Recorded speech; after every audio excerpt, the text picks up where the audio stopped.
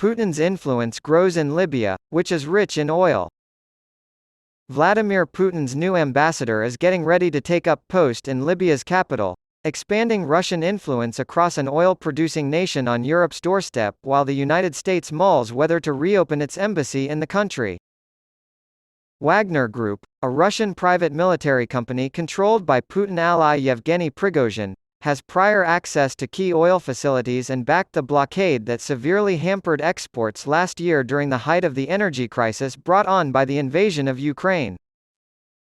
Putin's clearest signal yet that he is looking to expand his influence beyond his traditional support for military commander Khalifa Haftar in the east as Moscow's decision to re-establish its diplomatic presence in Tripoli, the western seat of the UN-backed government.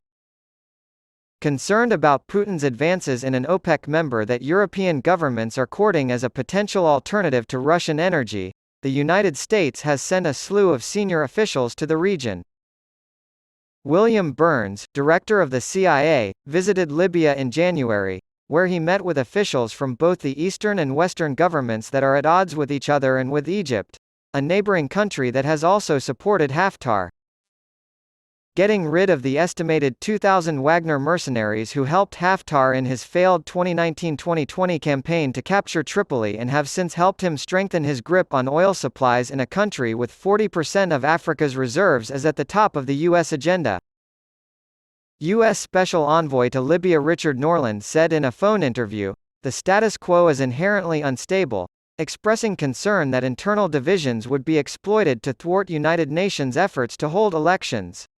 "Our message is that elections are the only path to legitimacy." Since 2014, when civil war broke out in Libya, the U.S. embassy there has been closed. In 2012, Ambassador Christopher Stevens and 3 other Americans were killed in an attack on the U.S. consulate in the eastern city of Benghazi, sparking a political uproar at home that complicates any possible decision to return. As a result, American influence is dwindling as the country attempts to exert control from a distance. Russia is making gains in the Middle East at the expense of the United States, which has led to a resurgence of international rivalry in Libya.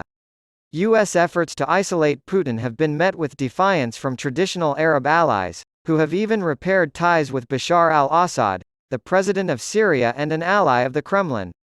Late last year, Saudi Arabia angered the White House by cutting crude production as part of OPEC+, a cartel of oil producers led by Riyadh and Moscow. The recent thinning of U.S. authority has been brought into sharp focus by China's role as a mediator in a peace agreement between Saudi Arabia and Iran. Gasoline ransom. According to the Libyan Sadiq Institute think tank and the Navanti Group, which advises private clients and U.S. government agencies, Wagner forces are present at 4 military bases in Libya, though their numbers have dwindled from highs of over 4,000 since the invasion of Ukraine. According to the paramilitary's own ground research, they also have access to the country's most vital energy infrastructure, including the largest oil field, Sharara, and the Sidar crude export terminal. Dmitry Peskov, Putin's spokesman, declined to comment on Russia's policy toward Libya or the involvement of the Wagner forces in the North African country. Mustafa Sanalla, who formerly led Libya's national oil company, NOC, has blamed Wagner and the United Arab Emirates for Haftar's planned oil blockade in 2020. A subsequent blockade in 2022 led to Sanalla's removal and the installation of a figure more amenable to the East. The shutdown was of course mainly due to the domestic politics of oil revenue distribution, Robert Uniacke, senior Libya analyst at Navanti, said. To paraphrase, but I do not believe that it could have unfolded in the way that it did without Wagner's role in propping up Haftar's forces, and projecting military power in the areas around the oil facilities.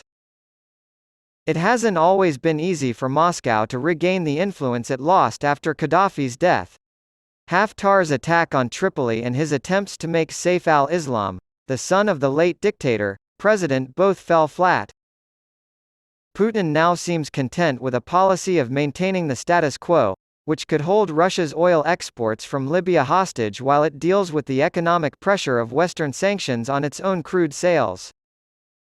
for their great efforts in securing the oil fields. The new head of the NOC, Farhat Bengdara, lauded Haftar's forces in an interview with Bloomberg.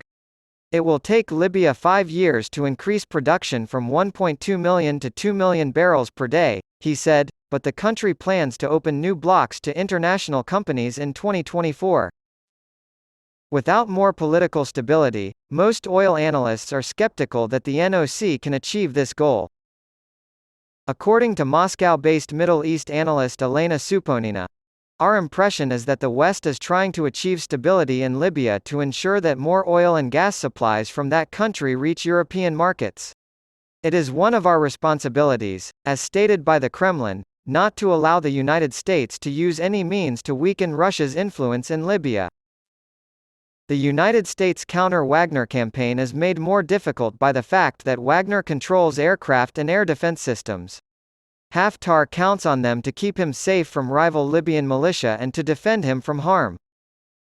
Former Russian Air Force officer Gleb Irisov claims to have seen up to 20 Soviet-built MiG-29 fighter jets and attack helicopters delivered to Libya from Russia's Khmeimim air base in Syria in 2019 and 2020. Wagner's influence is growing in Sudan, and the Biden administration is increasing pressure on the country after reports that it supplied surface-to-air missiles to the Rapid Support Forces fighting the army. The United States government sanctioned a man last month who is believed to have supervised Wagner's operations in Mali. The document claims the paramilitaries are smuggling weapons through Africa to aid Putin in his campaign in Ukraine.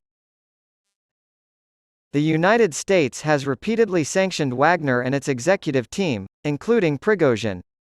The group's operations, including its efforts to strengthen a foothold in several African and Middle Eastern nations, have been unaffected by these efforts so far. If military action doesn't work, it's unclear what will. According to Jalal Harshawi, a Libya expert at London's Royal United Services Institute, these have been proclaimed as U.S. objectives. Number 1, expel Wagner, and number 2, make sure the elections happen in 2023. Neither is likely to happen, mainly because the United States isn't making any serious efforts in either direction.